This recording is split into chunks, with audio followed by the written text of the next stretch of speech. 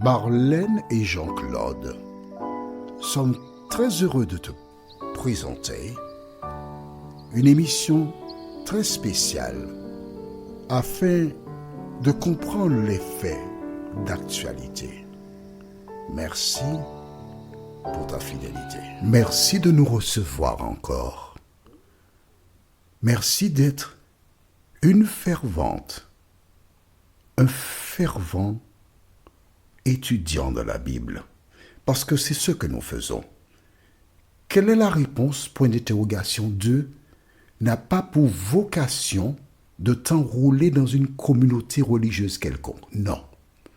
Je voudrais te rappeler que notre seul devoir, c'est de te présenter la vérité, ou encore Jésus. À aucun moment nous te parlerons de te joindre à une communauté. À aucun moment nous ne te demanderons pas même un seul centime. C'est présenter gracieusement, gratuitement Jésus de Nazareth et rien d'autre. Maintenant, à la lumière de ce que tu découvres, et dirigé par le Saint-Esprit, il te revient de choisir le lieu où le Saint-Esprit te conduira. Alors beaucoup de personnes entendent, me disent, oui, je vois, d'accord, mais je ne veux pas me joindre à une communauté parce que, attends, reste gentil, on va être sérieux. Jésus a donné une mission à ses disciples. Est-ce que tu la connais? On va dans Matthieu 28, versets 18 à 20. Ce n'est pas l'étude, mais c'est juste une petite parenthèse. Matthieu 28, verset 18 à 20 déclare: Jésus s'étant approché d'eux leur dit: tout pouvoir m'a été donné dans le ciel et sur la terre. Allez, faites de toutes les nations des disciples, les baptisant au nom du Père, du Fils et du Saint-Esprit, et enseignez-leur à observer tout ce que je vous ai prescrit. Donc Jésus a une communauté où ceux qui l'ont accepté ont été baptisés et ceux qui ont baptisé ont le devoir d'enseigner. Malheureusement, aujourd'hui, on voit des personnes qui baptisent des gens et qui les abandonnent, qui ont fini. Si tu es dans une église, on t'a baptisé et on ne t'a pas enseigné, sache que ces personnes sont des hors-la-loi. Parce que Jésus a dit enseigner. Et quand tu liras dans le livre de Actes des Apôtres, chapitre 2, tu verras qu'ils étaient ensemble tous les jours au temple. Ils étudiaient, ils priaient, Dieu faisait des miracles. Et dans Acte 2, verset 47, la Bible déclare: et le Seigneur ajoutait chaque jour à l'Église ceux qui étaient sauvés. Dieu m'utilise seulement pour t'éclairer, pour éveiller ta conscience. Et le Saint-Esprit qui t'accompagne te dira là où tu dois te rendre. Ne m'appelle pas, ne me demande pas où aller, je ne pourrai pas te répondre. C'est le Saint-Esprit qui conduit les gens là où il faut. Mais être dans la nature, c'est contraire à l'enseignement de la Bible. Si tu as des questions sur cela, tu amènes mon numéro de téléphone, tu sais ce que tu as à faire. Aujourd'hui, nous voyons, Dieu est omniscient. Nous avons vu précédemment qu'il est omnipotent. C'est lui-même qui a dit: je suis le Tout-Puissant.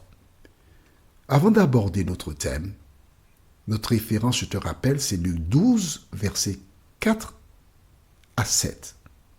Prions. Merci Seigneur pour la parole. Merci de continuer de nous éclairer. Merci d'enlever la peur, la crainte, l'effroi. Car toutes les fois que nous sommes conduits par toi, nous arrivons à bon port. Cet esprit, maintenant viens parler à nos cœurs encore. Nous t'avons prié au nom de Jésus et pour ta gloire éternelle. Amen.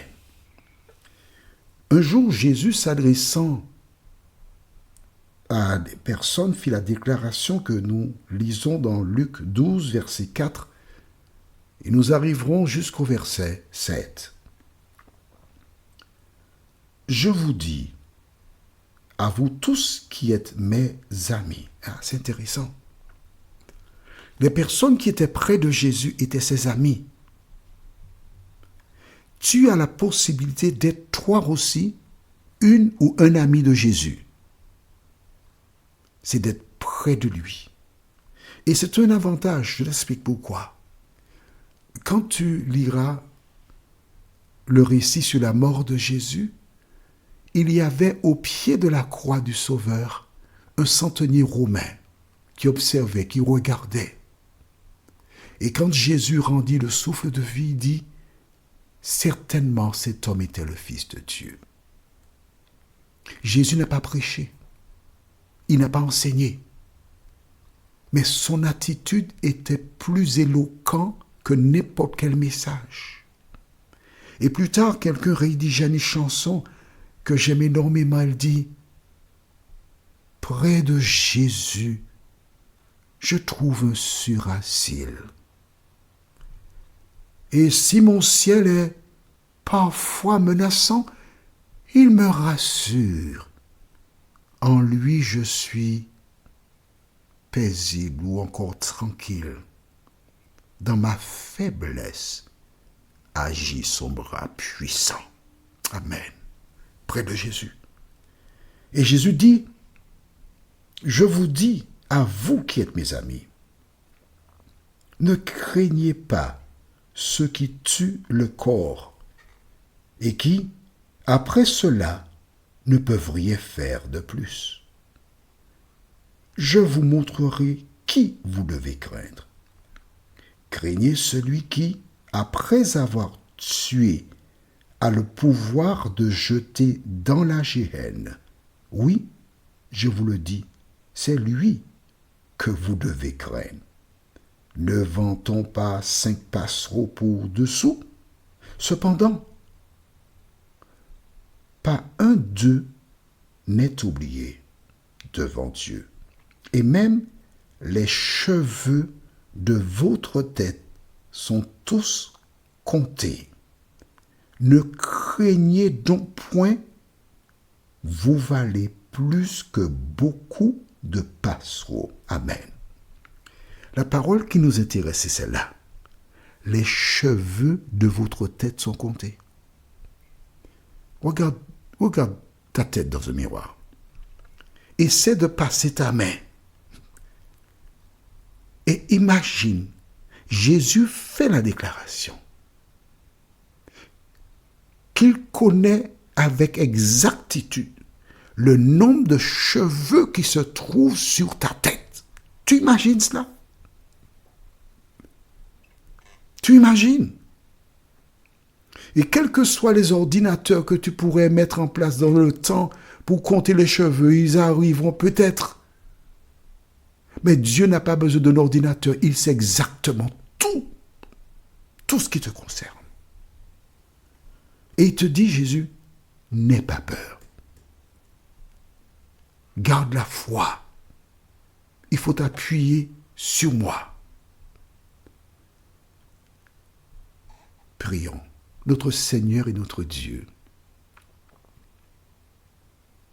Merci pour la parole parce qu'elle nous rassure. Quand nous passons à travers la vallée de l'ombre de la mort, quand nous rencontrons des difficultés, nous savons que nous n'avons rien à craindre parce que tu as dit que tu seras avec nous tous les jours jusqu'à la fin du monde. Merci Seigneur. Alors que nous venons de découvrir la parole, permets qu'elle puisse demeurer dans nos cœurs.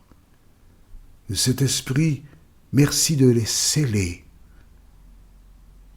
Nous t'avons prié au nom de Jésus pour ta gloire éternelle. Amen. Les références pour l'étude, la prochaine, se trouvent dans Genèse chapitre 2, verset 7. Genèse 2, verset 7. Il y a une deuxième. Tu écris Genèse 2, verset 7. Et Psaume 90, versets 1 et 2. Le thème est « Dieu est éternel ». En attendant, que l'Éternel continue de veiller sur toi et il me tarde de te retrouver. Nous sommes parvenus au terme de notre réflexion. Si d'aventure tu as une question, il te suffit d'envoyer un message par le biais de WhatsApp au numéro suivant, plus 596 696 88 93 93. Et alors Jean-Claude, moi, je me ferai un réel plaisir de répondre à ta question.